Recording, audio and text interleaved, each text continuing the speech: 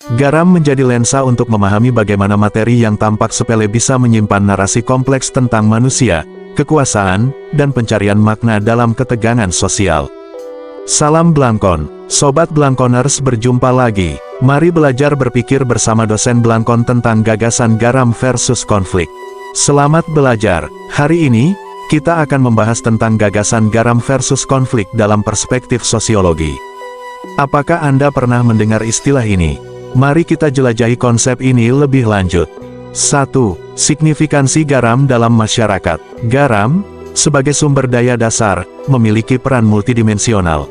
Ekonomi, sebagai komoditas vital, garam memengaruhi perdagangan dan kebijakan pajak. Contoh, Gandhi melawan kolonialisme Inggris. Budaya dan simbolik, dalam banyak budaya, garam melambangkan kemurnian, solidaritas, misalnya, tradisi, garam dan roti, di Eropa Timur, atau spiritualitas seperti dalam Alkitab, garam bumi. Kebutuhan hidup, akses terhadap garam berkaitan langsung dengan kelangsungan hidup dan martabat manusia. 2. Teori sosiologi yang relevan. Teori konflik Marx, perebutan sumber daya, seperti garam, mencerminkan ketegangan antara kelas penguasa dan tertindas. Interaksionisme simbolik, nilai simbolik garam dapat memicu konflik ketika identitas budaya terancam. Solidaritas sosial, Durkheim, garam bisa menjadi perekat sosial, namun ketidakadilan aksesnya justru mengikis kohesi masyarakat. 3. Bukti konflik berbasis garam. Sejarah protes pajak garam di India, 1930, menjadi simbol perlawanan terhadap penjajahan dan perjuangan hak asasi. Konteks Indonesia, kebijakan impor garam yang merugikan petani lokal, memicu protes terkait keadilan ekonomi dan kedaulatan pangan. Globalisasi, privatisasi produksi garam oleh korporasi multinasional menggerus kearifan lokal dan memicu gerakan sosial. 4. Analisis sosiologis konflik garam. Kekuasaan dan ketimpangan, kontrol atas garam mencerminkan struktur kekuasaan yang timpang. Misalnya, kolonialisme menggunakan monopoli garam untuk mengeksploitasi rakyat.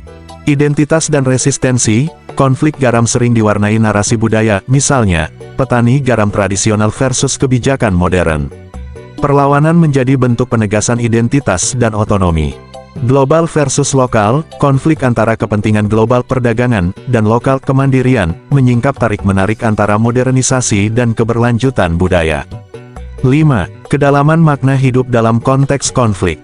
Pencarian keadilan, perjuangan untuk akses garam mencerminkan hasrat manusia akan keadilan, yang menjadi landasan makna hidup kolektif.